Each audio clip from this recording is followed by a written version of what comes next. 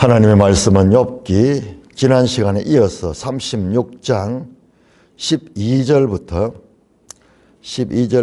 25절까지입니다. 욥기 36장 12절 만일 그들이 순종하지 아니하면 칼에 망하며 지식 없이 죽을 것이니라. 마음이 경건하지 않은 자들은 분노를 쌓으며 하나님이 속박할지라도 도움을 구하지 아니하나니 그들의 몸은 젊어서 죽으며 그들의 생명은 남창과 함께 있도다. 하나님은 공고한 자를 그 공고에서 구원하시며 학대당할 즈음에 그의 귀를 여시나니 그러므로 하나님이 그대를 환난에서 이끌어내사 좁지 않고 넉넉한 곳으로 옮기려 하셨은즉 무릇 그대의 상에는 기름진 것이 놓이리라. 이제는 악이 너희 받을 법이 그대에게 가득하였고 심판과 정의가 그대를 잡았나니 그대는 분노하지 않도록 조심하며 많은 뇌물이 그대를 그릇된 길로 가게 할까 조심하라. 그대의 부르짖음이나 그대의 능력이 어찌 능히 그대가 공고한 가운데서 그대를 유익하게 하려느냐. 그대는 밤을 사모하지 말라. 인생들이 밤에 그들이 있는 곳에서 끌려가리라. 삶과 악으로 치우치지 말라. 그대가 환난보다 이것을 택하였느니라. 하나님은 그의 권능으로 높이 계시나니 누가 그같이 교훈을 베풀겠느냐. 누가 그를 위하여 그의 길을 정하였느냐. 누가 말하기를 주께서 불의를 행하셨나이다 할 수 있으랴. 그대는 하나님께서 하신 일을 기억하고 높이라. 잊지 말지니라. 인생이 그의 일을 찬송하였느니라. 그의 일을 모든 사람이 우러러보나니 먼 데서도 보느니라. 오 하나님 아버지, 은혜를 감사합니다. 오늘 엘리후의 말씀을 통해서 우리에게 하시는 하나님의 말씀을 잘 깨닫고 분별케 하여 주시옵소서. 예수님 이름으로 감사하며 기도드리옵나이다. 아멘. 자, 이 36장에 엘리후의 말이 계속됩니다. 엘리후가. 그런데 8절에 보시면은 혹시 그들이 족쇄에 매거나 환난의 줄에 얽혔으면, 자, 욥기에 나오는 중요한 주제건데 하나가 고난에 관한 문제예요. 고난을 통한 가르침이죠. 가르침. 우리 성경 신구약을 통해서 계속 이 나오는데 disciplinary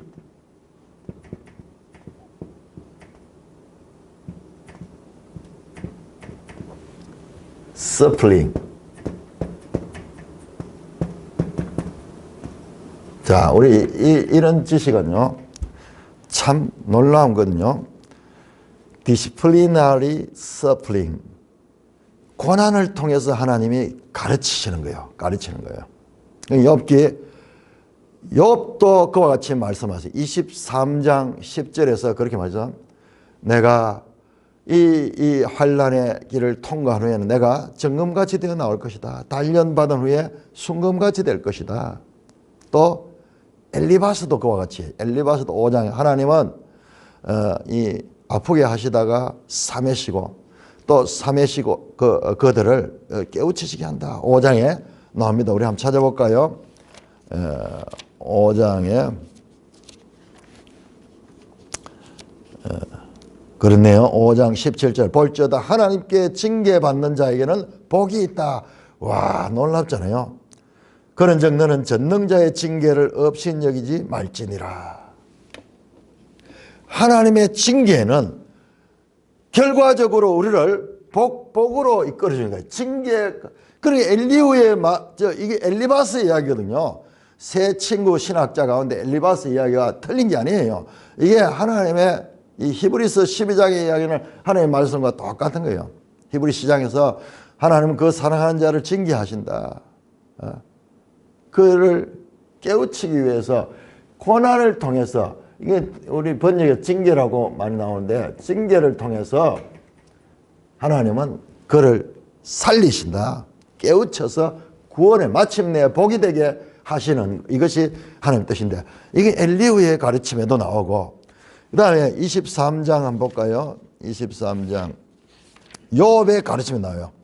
그러니까 이 세 친구들이 틀린 것이 아니고, 다 틀린 게 아니고, 제가 계속 반복하는 건 부족하다 그러죠. 부족하다.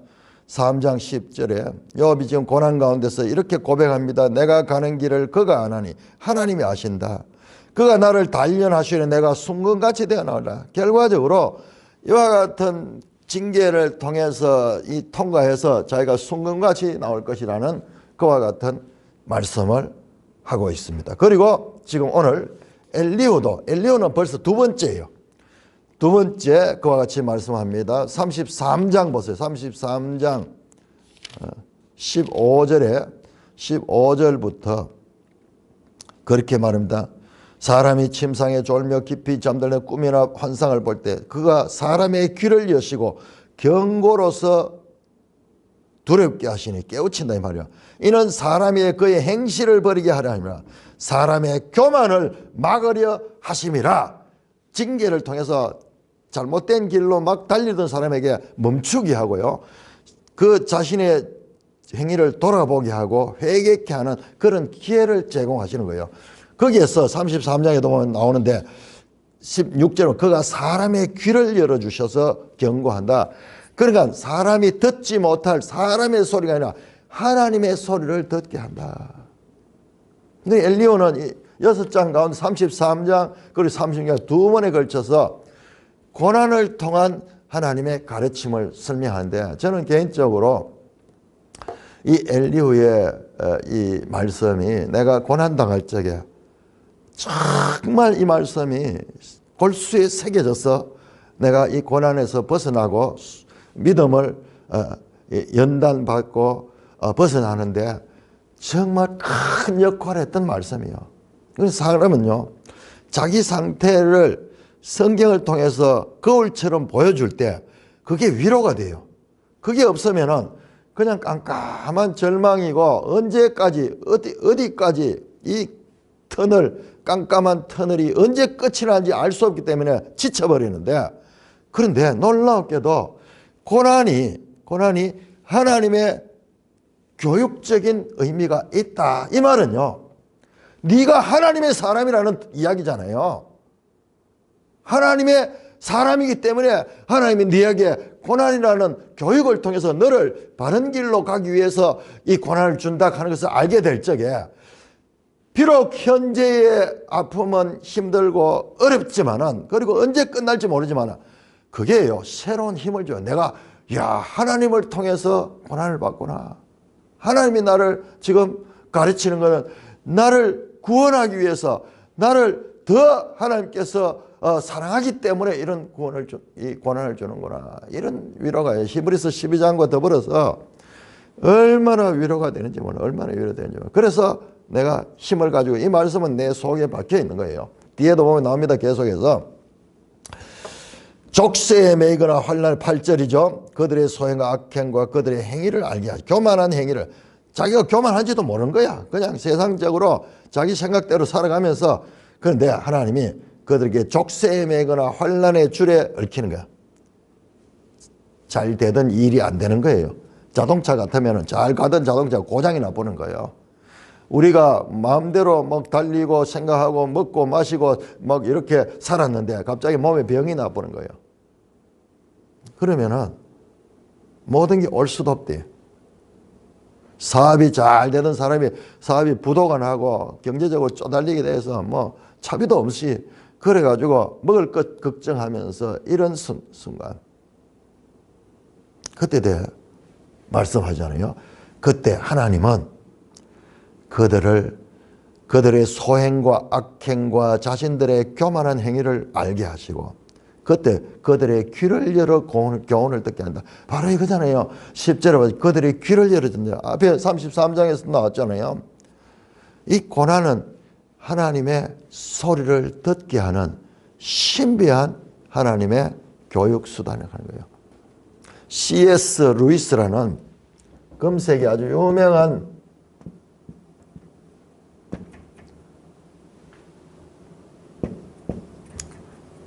C.S. 루이스라는 그 금세기 유명한 고통의 문제라는 책을 썼는데요. 많은 사람들이 공감을 주는 책인데 그분의 말씀 가운데 이 고난은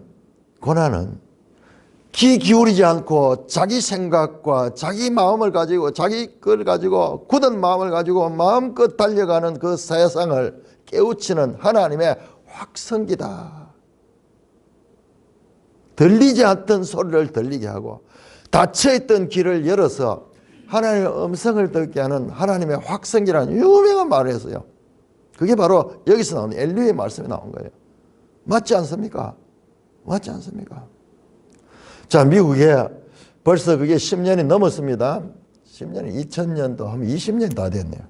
참 세상에 우리가 이 땅에 사는 시간은 잠깐이에요. 9.11 사건이 일어났잖아요. 미국에 그 상동이 빌딩이 그 테러범에 의해서 폭발되면서 수천 명이 죽었잖아요.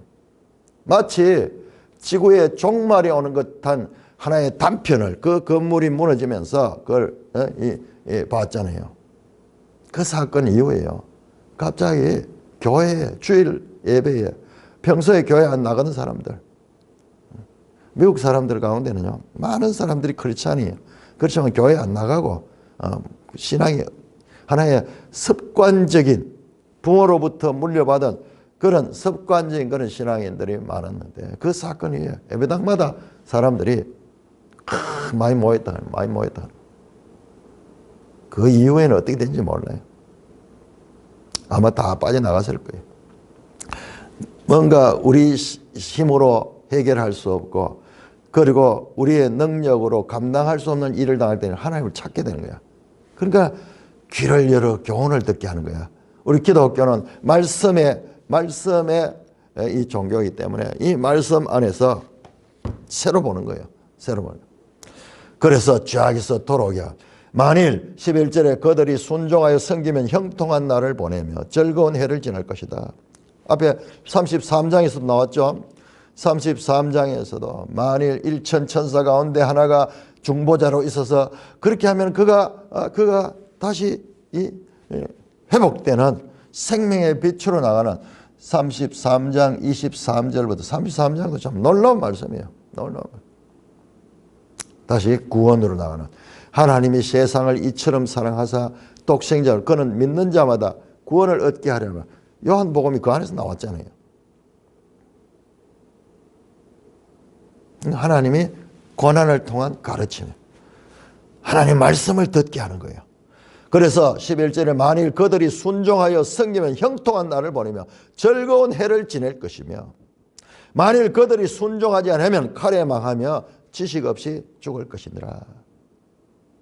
이와 같은 징계가 한 사람은 구원의 길로 나가게 하고 한 사람은 계속 절망하고 그 다음에 원망하고 탄식하고 하나님을 대드는 사람들이 많이 있어요. 우리 계시록을 보면요. 끝까지 이 환란이 있어도요. 하늘을 향해 가지고 분노하고 욕하고 될 대로 되라 그러면서 저주를 퍼붓는 그런 무리들이 있다니까요. 그러니까 이게 하나님 택한 백성인가 아닌가 그런 데서 구별되는 거예요. 택한 백성은 이 고난의 때 하나님의 품으로 파고들어요. 지금 욥이 그렇잖아요. 욥이 그렇잖아요. 욥이 막 때때로 막 거친 은사를 쓰고 그랬지만요. 이것은 하나님을 향해서 자신이 이해할 수 없는 이 고난의 문제에 대한 것이지 하나님께로 계속 나가네. 하나님과 변론하고 싶다. 내가 이해할 수 없는 이 분야를 하나님이 말씀해 주면 좋겠다. 그러면서 계속 하나님을 떠나게 하나님께로 더 가까이 가는 거예요. 더 가까이.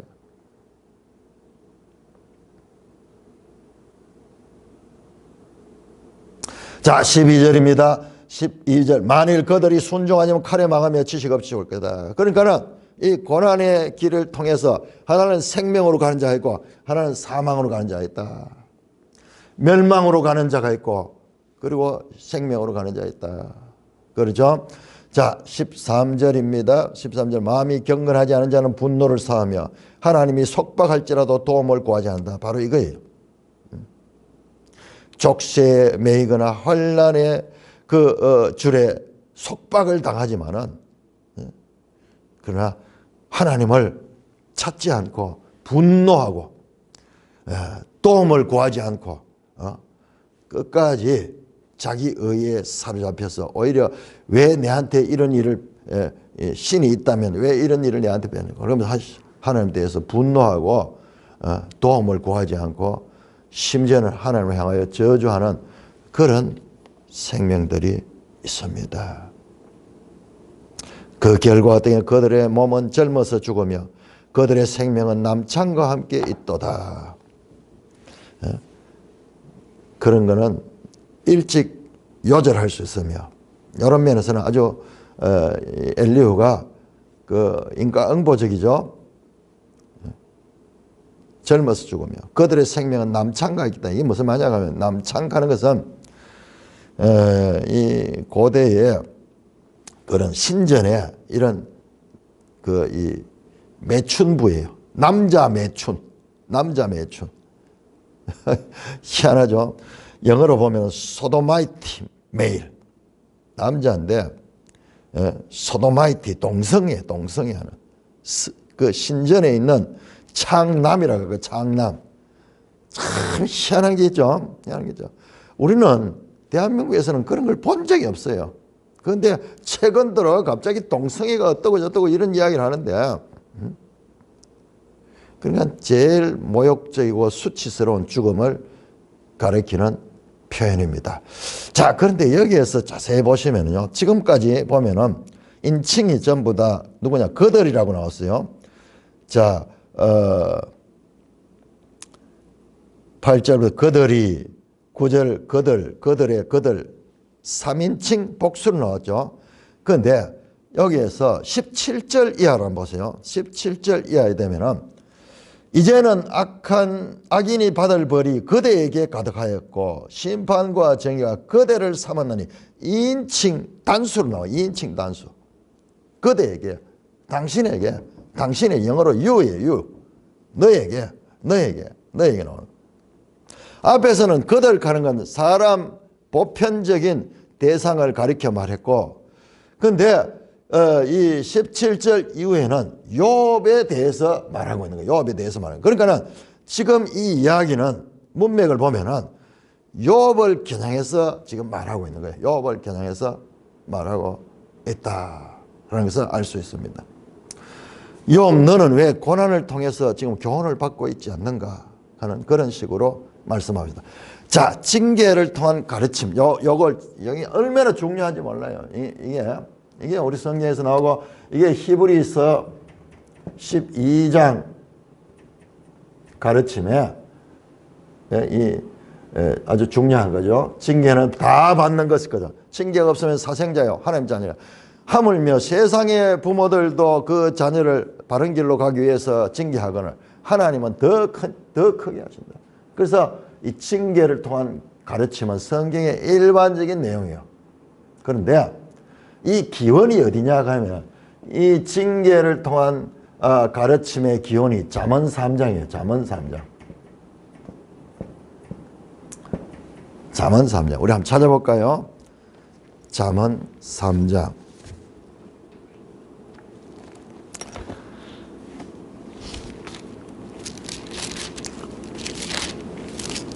잠언 3장 11절 12절.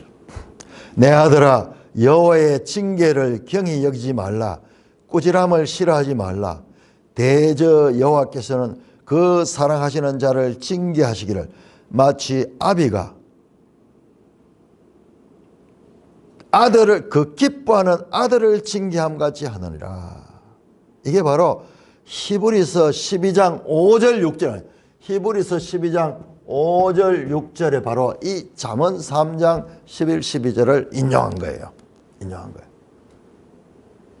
그러니까는 이 징계를 통한 가르침은 잠언의 가르침에서 고급 가르침, 고급.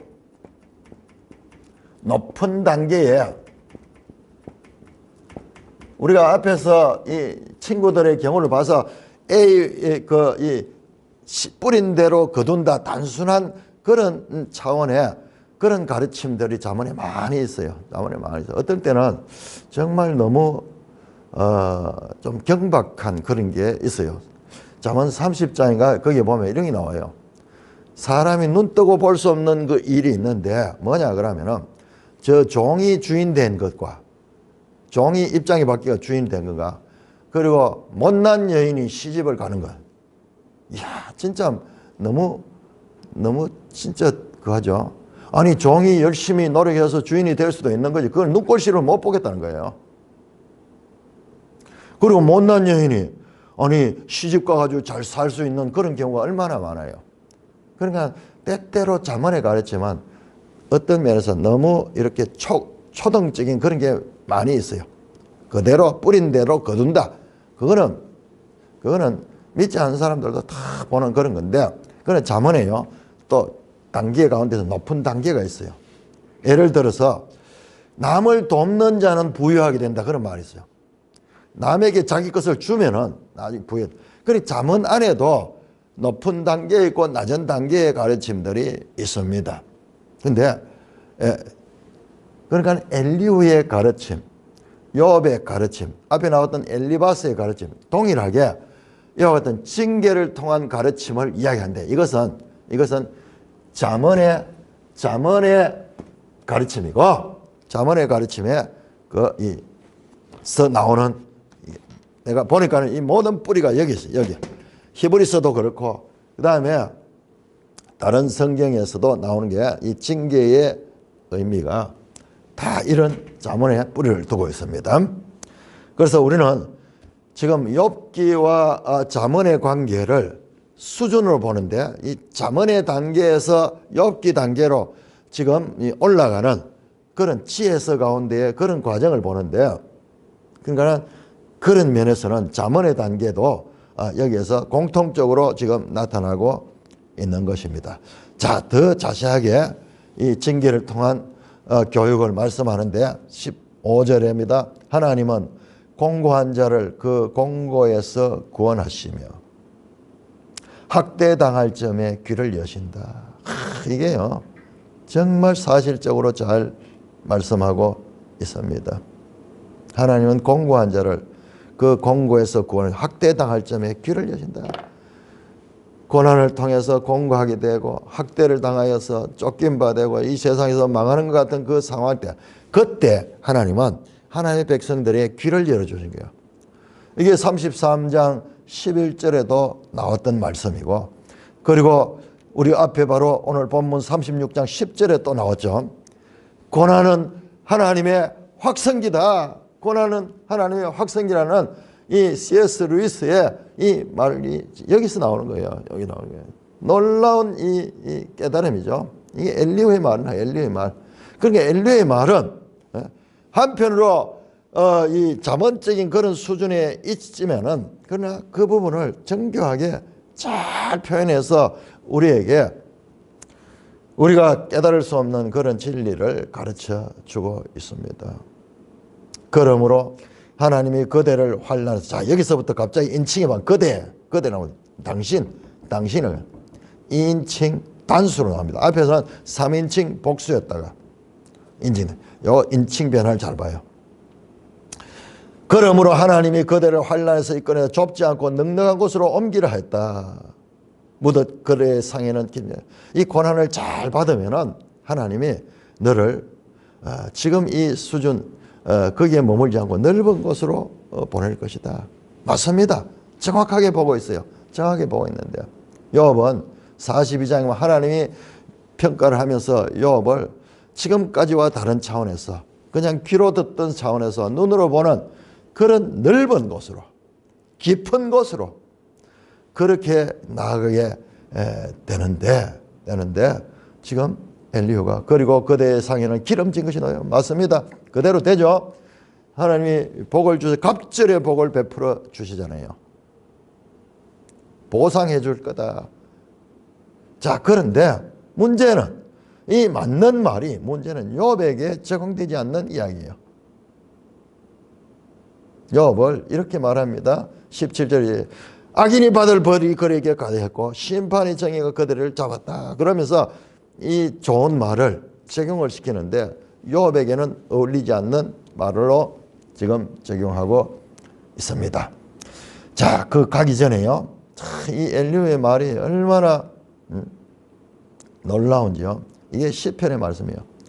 16절 하나님이 그들을 환난에서 이끌어내서 연단시켜 징계를 통해서 여기서 다 하나님 구원하는데 구원받은 후에는 차원이 달라요. 좁은 곳에 있지 않고 넉넉한 곳으로 옮기게 한다. 무릇 그대의 상에는 기름진 것이 놓이라. 마치 훈련을 통과하고 그 다음에 영광에 이르듯이 공부하는 사람이 열심히 공부해가지고 시험을 치고 난 다음에 그 다음에 합격이 되면은 그에게 좋은 보상이 오잖아요. 이 세상에 모든 게 그렇잖아요. 운동선수들도 지금 저런 세계적인 선수가 되기 위해서는 얼마나 보이지 않는 많은 훈련을 하잖아요. 그 다음에 나중에 너무 큰 영광을 받죠. 일반인들과 비교할 수 없잖아요. 일반인 받는 연봉이나 이런 거 비교할 수 없는 수백 배, 수천 배 이 보상을 몇 천억 받잖아요. 손흥민 같은 선수는 뭐 수천억을 받아, 수천억을. 이 환난의 과정, 연단의 과정, 단련의 과정을 거친 다음에 세상적으로도 그런 보상이 있는데 영적으로도 마찬가지예요. 자, 이 말씀은 너무나 놀라운 것이 우리 다시 한번 시편을 보겠습니다. 시편 세 군데를 찾아보겠습니다. 이게 엘리후의 말이 시편에 나오는 내용과 동일합니다. 시편 18편 시편 18편 19절 다윗의 시네요. 다윗이 얼마나 연단받았습니까? 18편 19절 나를 넓은 곳으로 인도하시고 나를 기뻐하시므로 나를 구원했다. 앞에 똑같네요. 한번 보세요. 18장 4절 한번 보세요. 사망의 줄이 나를 얽고 불의의 창수가 나를 두렵게 하였으며 소울의 줄이 나를 두르고 사망의 올무가 내게 이르렀더라. 내가 환난 중에 여호와께 아뢰며 나의 하나님께 부르짖었더니 그가 그의 성전에서 소리를 들으셨다. 이 환난, 사망의 줄, 소울의 줄, 사망의 올무, 불의의 창수가 몰려와서 나를 두렵게 했지만은 그때 내가 하나님께 부르짖는 거는 하나님께서 나를 구원해 주시고 나에게 하나님이 관심을 가지시고 구원해 준대. 그 결과 나를 16절에 그가 많은 물에서 나를 건져내시고 나를 강한 원수와 미워한 자에서 건져내실 뿐만 아니라 그들이 나의 재앙의 날이 이르렀으나 여호와께서 나의 의지가 되었고 나를 넓은 곳으로 인도하시고 나를 기뻐하시고 나를 구원하셨다. 다윗을 나중에 이스라엘의 왕으로 만들죠. 그 연단의 과정을 통해서 이게 징계를 통한 가르침이 이 성경에 일관되는 그 가르침입니다.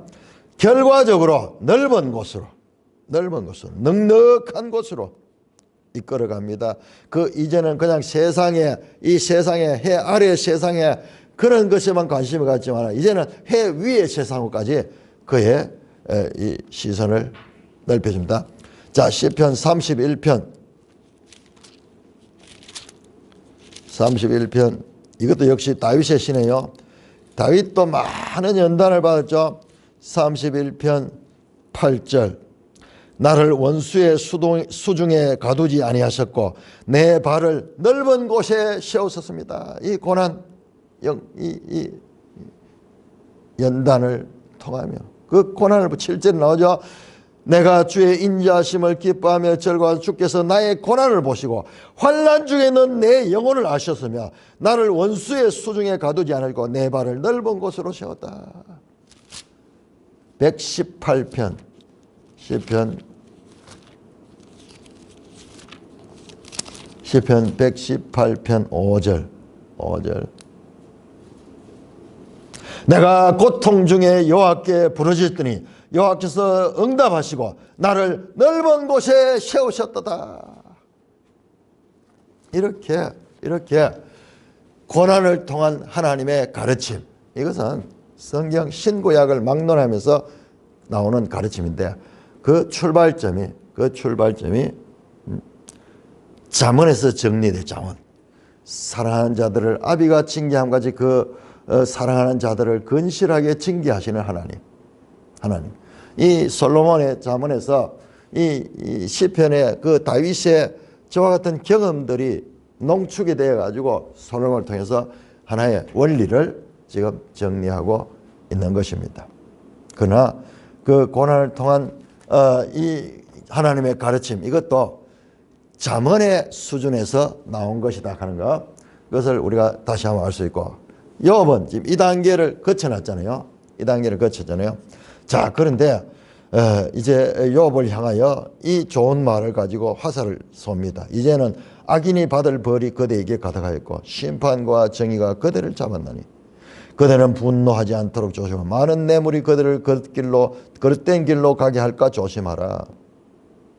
지금 이 말대로 지금 욥은 이 과정을 겪고 있는데 이 엘리후는 욥이 이런 과정을 무시하고 지금 이 하나님을 떠나고 있다고 그렇게 오해하고 있습니다.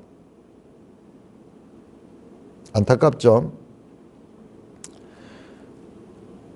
그대는 분노하지 않도록 조심하라. 욥이 막 이해할 수 없는 이것 때문에 분노하기도 하고 막 탄식하기도 하고 절규하기도 하는 그걸 보고 하나님에 대해서 그렇게 불경하다고 그런 식으로 판단한 거예요. 많은 뇌물이 그대를 그릇된 길로 갈까 조심하라. 무슨 말인가 하면 재물에 유혹받는 거. 아니 욥은 그 많은 물질 다 잃어버리고도 흔들리지 아니하고 31장에 나왔잖아요. 내가 남의 물건을 탐내거나 재물을 하나님보다 더 숭상한 적이 있는가? 없었어요. 욥에 그런 적이 없었어요. 욥은 완전한 사람이에요. 그런데 자기 판단을 가지고 욥을 정죄합니다. 그대의 부르짖음이나 그대의 능력이 어찌 그대가 공간 가운데 그대를 유익하게 했느냐.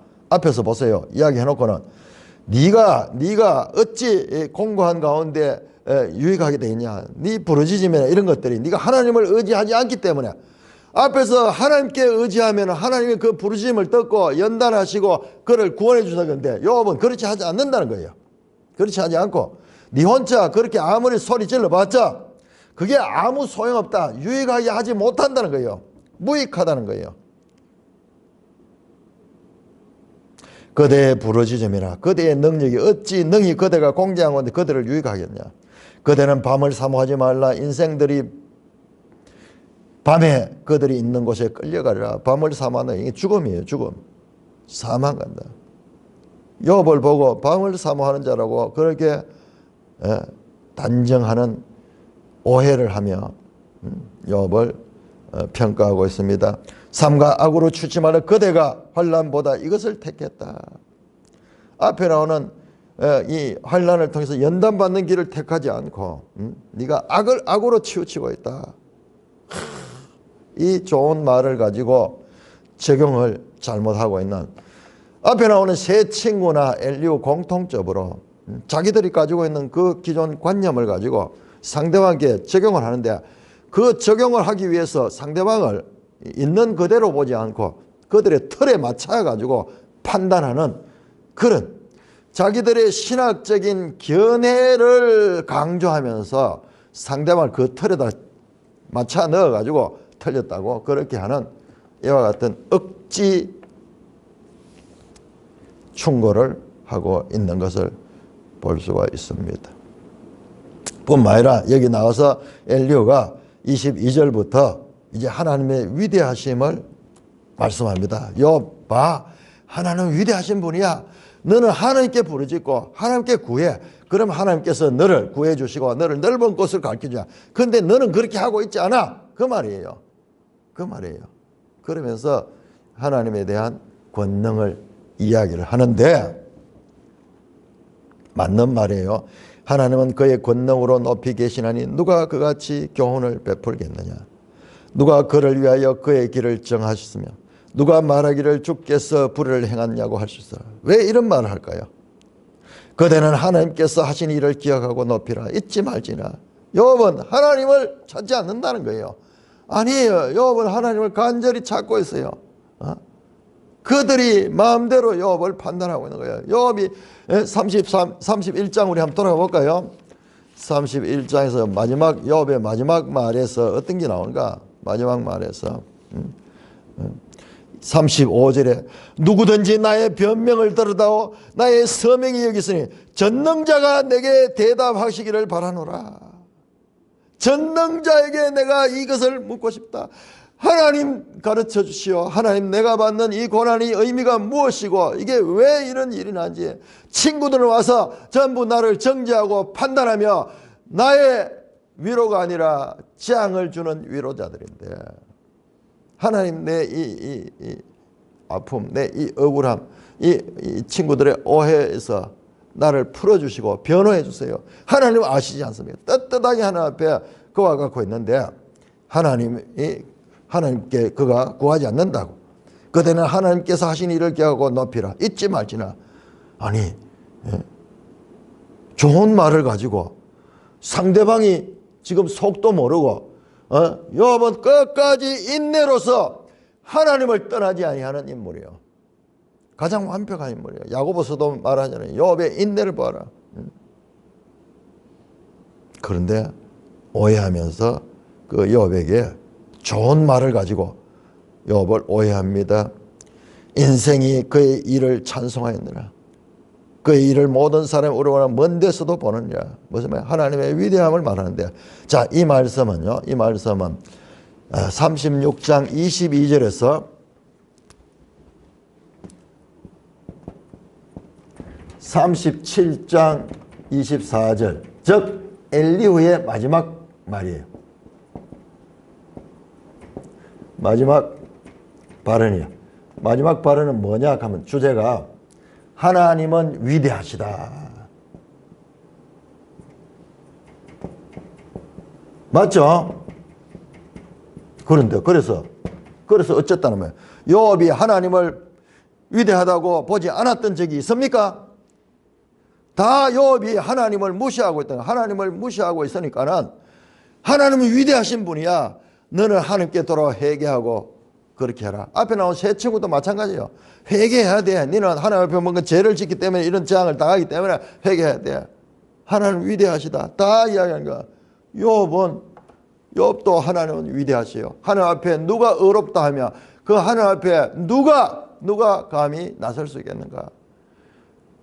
욥이 하나님을 그러면은 소홀히 생각했는가요? 아닙니다. 욥만큼 하나님의 인정을 받은 자가 없어요. 그런데 자기 기준을 가지고 이야기를 하면서 그런데 놀랍게도 이 말씀들은 하나님의 위대하심을 이야기하는데 이게 이제 38장부터 하나님이 직접 등장하거든요. 그 하나님의 말씀과 너무 유사해요. 너무 유사합니다. 자, 한번 볼까요? 자, 수사 의문문을 계속 씁니다. 22절에 하나님은 그의 권능으로 높이 계신 누가 그같이 교훈을 베풀겠느냐. 이 말은 질문이 아니에요. 수사 의문문은 질문의 형식을 빌어서 하나님을 높이는 그와 같은 표현이죠. 누가 그같이 교훈을 아무도 베풀 사람 없다. 사람으로 할 수 없다. 오직 하나님만 할 수 있다. 누가 그를 위하여 길을 정하였느냐. 이게 누가 하는 단어가 히브리어로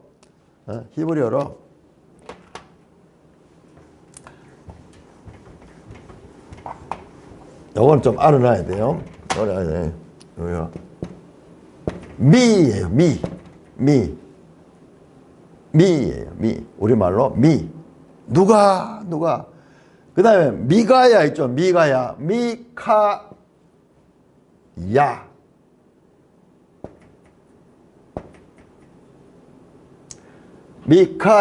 미카야거든요. 이게 미카야.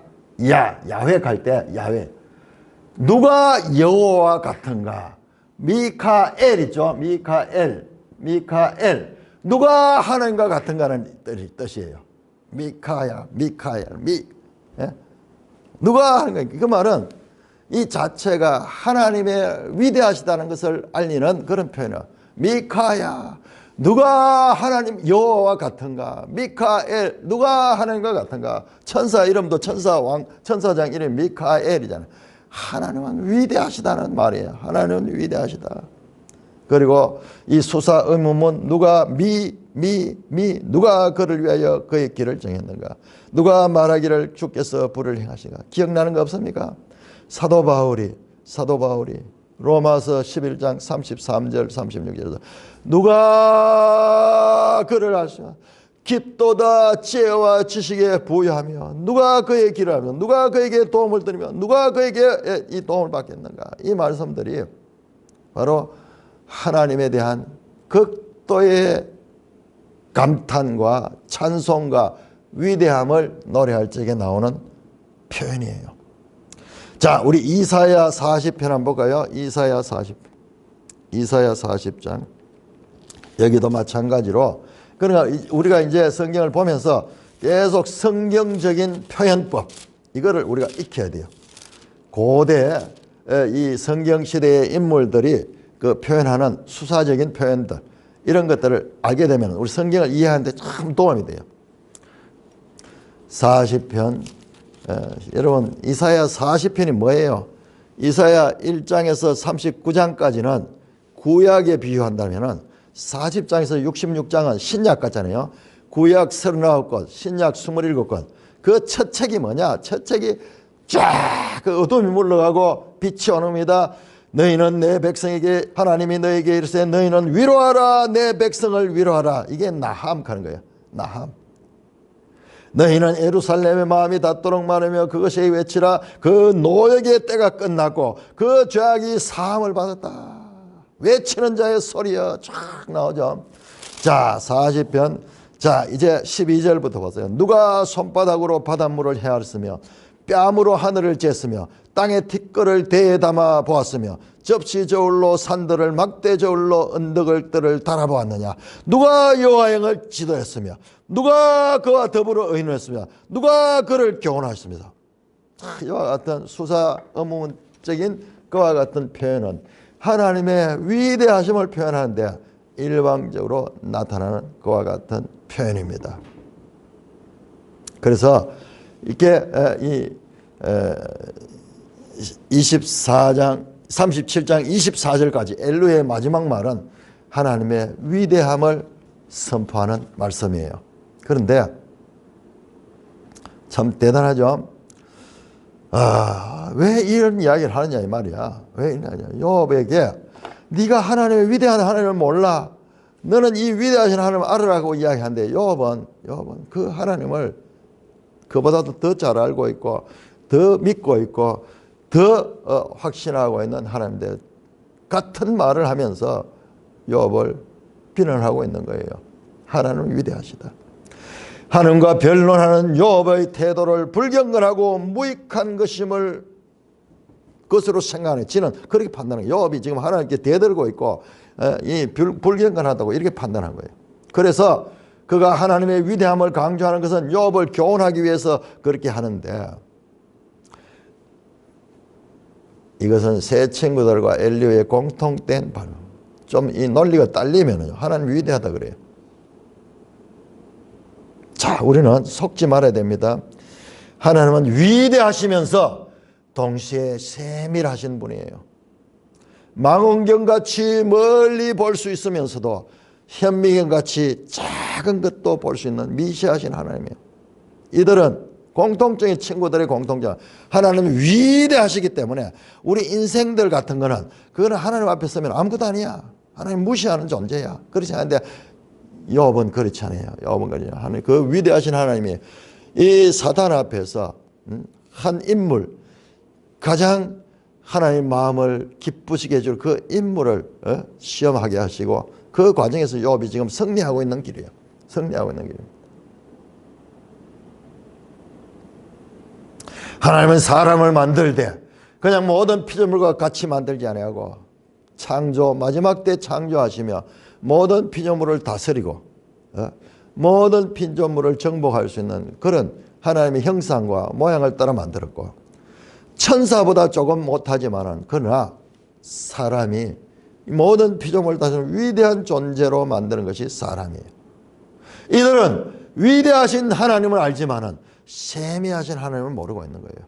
우리 인생의 작은 숨소리까지 또는 작은 신음소리까지 아파하시며 함께 귀를 기울이고 계시며 지금 이 욥의 이 가운데 하나님이 지금 침묵하고 있다고 해가지고 부재한 건 아니라 지금 여기에 다 듣고 계십니다. 우리 38장 2절 이후부터 그것이 나타날 거예요. 하나님 우리 인생들의 논쟁 가운데 그냥 던져놓고 자신이 이 세상을 만들어 놓고 이 세상은 그 질서대로 돌아가도록 하고 하나님은 떠나버리는 그런 이 이신론적인 그런 하나님이 아니라 그 하나님의 피조물들을 구원하시기 위하여 죄로 탈락된 그 피조물들을 구원하시기 위하여 지금도 모든 관심의 중심이 바로 그 피조물들에 있으신 하나님이에요. 하나님이 세상을 이처럼 사랑하셔.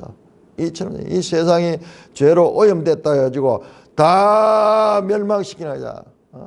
사랑하시고 그들을 구원하기 위하여 일하시는 분입니다. 자, 우리는 하나님의 위대하심을 이야기하는 것을 거기에 대해서 너무 속지 말아야 돼요. 여러분 보세요. 저 이슬람의 그 테러 분자들이 하는 이야기가 알라는 위대하다 그래요. 알라는 위대하다. 알라후 아크바르. 알라후 아크바르. 알라 신은 위대하다. The greatest. 알라 신은 위대하다. 내가 믿는 신은 위대한 신이다. 그렇게 고백하는 것은 종교 일반이 가지고 있는 그와 같은 보편적인 것이고 그것은 결과적으로 자기 이기주의에 사로잡혀 있는 거예요. 알라는 위대하다. 사람을 죽이고 테러를 저지르면서도 알라는 위대하다. 그런 이야기를 하는 것은요, 우리가 감동받을 것이 아니에요. 그들은 그 신을 자기의 수호신같이 만들어 놓고 그 신을 위대하고 하는데 그것은 우리 하나님을 적용하면 안 돼요. 하나님은 우리에게 자신을 이 66권 성경을 통해 자신의 모든 것을 다 계시하셨어요. 하나님이 그 아들을 땅에 보내셔 비천하게 하시며 죽기까지 해서 구원하시고 사랑하시는 이 세상이에요. 이 세상. 마귀가 지배하고 있다 해가지고 이 세상을 버린 게 아니에요. 마귀조차도 하나님의 도구로 사용되고 있습니다. 우리 잘 알아야 됩니다. 마귀는 우리 1장, 2장에 등장했다가 사단은 그 뒤로 전혀 나타나지 않고 모든 일은 하나님 하셨다고 이야기하는 것을 우리가 볼 수가 있는 것입니다.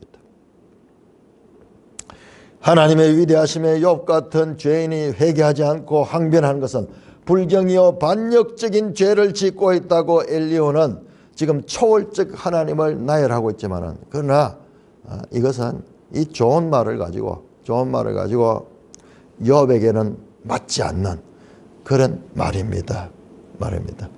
예수님께서도 그 고난 가운데 그렇게 말씀한 시편으로 기도했잖아요. 하나님, 나의 하나님, 엘리, 엘리, 라마, 어찌하여 사박단이 나를 버리셨나이까? 어찌하여 알 수 없는 이 하나님의 학대, 하나님의 버리심에 이 기도하셨잖아요.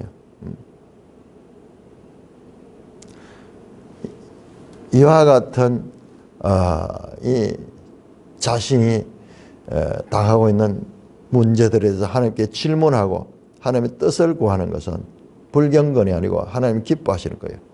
왜? 이 과정을 통해서 앞에서 나왔듯이 정말 넓은 곳으로 가게 되기 때문입니다.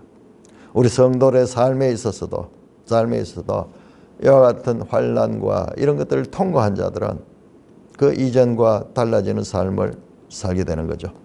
자, 우리는 이제 엘리후의 말의 마지막 단계로 들어가겠는데 37장 36장 26 계속해서 이 하나님의 위대하심을 말씀하게 될 것이고 그 다음에 38장에 나오면 하나님도 나와서 의문문 누가 이 모든 것을 지었느냐, 누가 저 하늘의 별들을 지으며 누가 저 바다를 만들었으며 누가 저 산을 만들고 누가 저 들짐승들을 키우고 누가 하느냐 계속 수사 의문문의 질문을 하게 됩니다. 한편으로 보면은 이 엘리후의 이 질문들은 하나님의 등장을 예배하는 그런 중간 과정 같은 느낌도 들기도 합니다.